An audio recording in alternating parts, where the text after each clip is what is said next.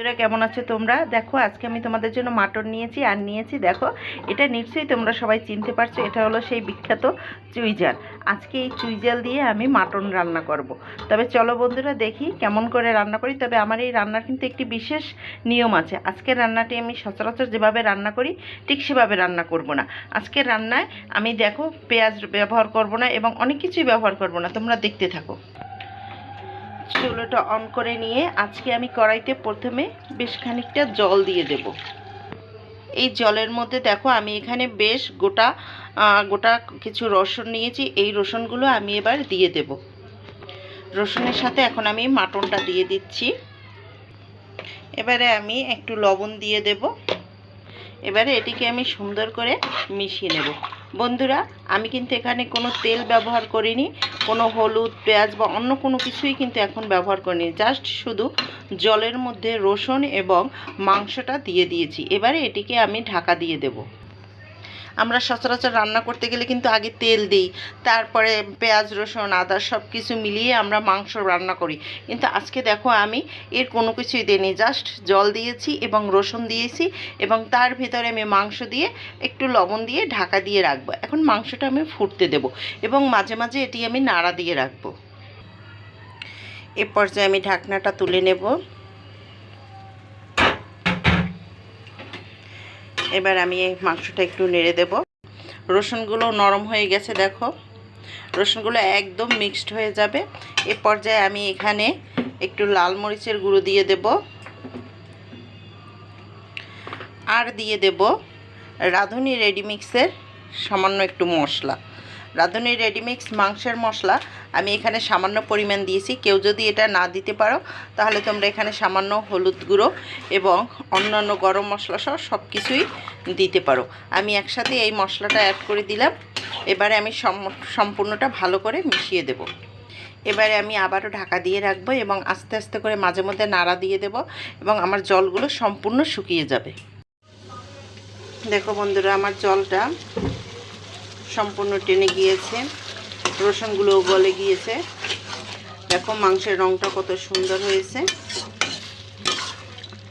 এ পর্যায়ে আমি মাংসটাকে খুব নাড়বো যাতে তলা থেকে ধরে না যায় এবং রসুনগুলো যেগুলো বাকি আছে সেগুলো সব মিশে যাবে মাংসের সাথে। এ পর্যায়ে আমি এখানে কিছু আস্ত রসুন এগুলো আমি অ্যাড করে দেব। এই মাংসে আমি যতটুকু জল ব্যবহার করেছিলাম সেই জলগুলো কিন্তু টেনে গেছে এবং আমার যে সেই রসুন ছিল সেই রসুন মশলাটা কিন্তু এখন ঘন হয়ে গেছে। এখানে এখন আমি আর একটা জিনিস দেব। আমি কিন্তু এতক্ষণ মাংসে কোনো তেল ব্যবহার করিনি।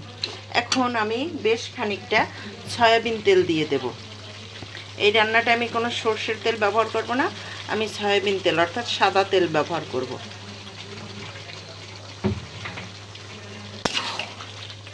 এখন আমার এই তেলেই এই বাকি মাংসটা যে সিদ্ধ হতে বাকি আছে সেটি সম্পূর্ণ সিদ্ধ হবে। আমি এখানে আর আলাদা কোনো জল ব্যবহার করব না। আমার রসুনগুলো সিদ্ধ হবে, আমি আরও কিছুক্ষণ ঢাকা দিয়ে রাখবো।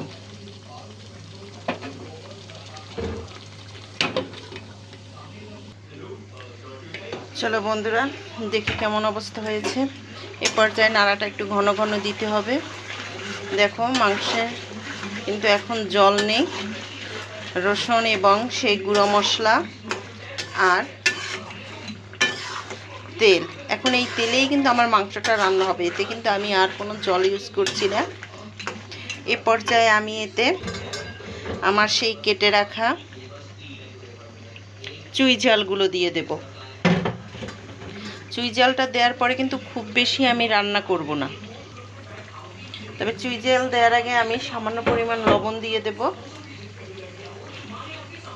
আমি আগে অল্প দিয়েছিলাম তো সেই অনুপাতে এখন আর একটু লবণ দিয়ে দিচ্ছি। এরপরে আমি আরেকবার টেস্ট করে নেব, যদি দেখি আমার লবণ এখনও কম আছে তাইলে আমি আর একটু লবণ দিয়ে দেব। আর আমি এখন চুইঝাল দিয়ে দেব। চুইঝাল দেওয়ার পরে আমি আর বেশিক্ষণ রান্না করব না, হয়তো বা মিনিট 5 রান্না করব, তাহলেই আমার মাংসের যে গরম থাকবে সেই গরমেই চুইঝালটা সেদ্ধ হয়ে যাবে।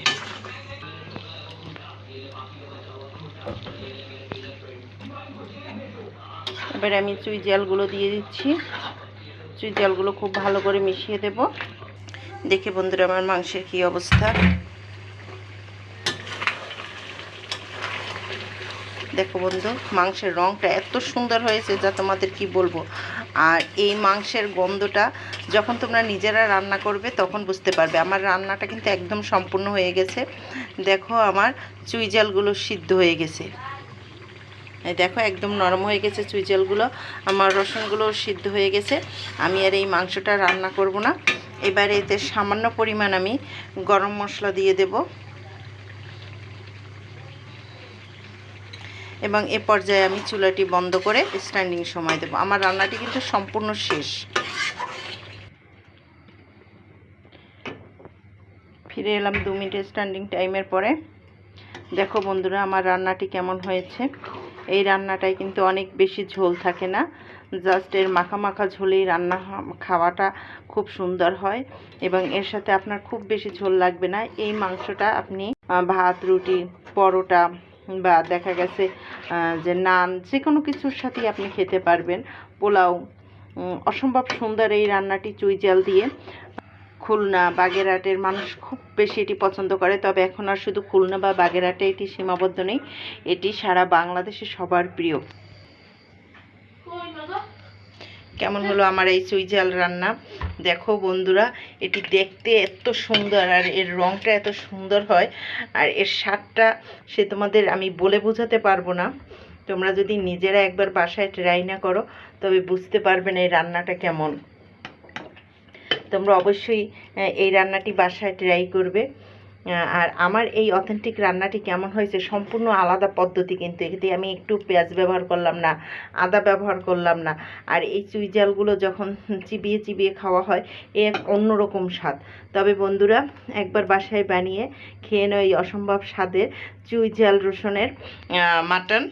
আর ভালো থেকো। আমার রান্নাটি যদি তোমাদের পছন্দ হয়ে থাকে তবে অবশ্যই অবশ্যই লাইক, কমেন্ট, শেয়ার দিয়ে আমার পাশে থাকো। আর আমার চ্যানেলটি সাবস্ক্রাইব করে আমাকে নতুন রান্নায় উৎসাহিত করো। ধন্যবাদ সবাইকে।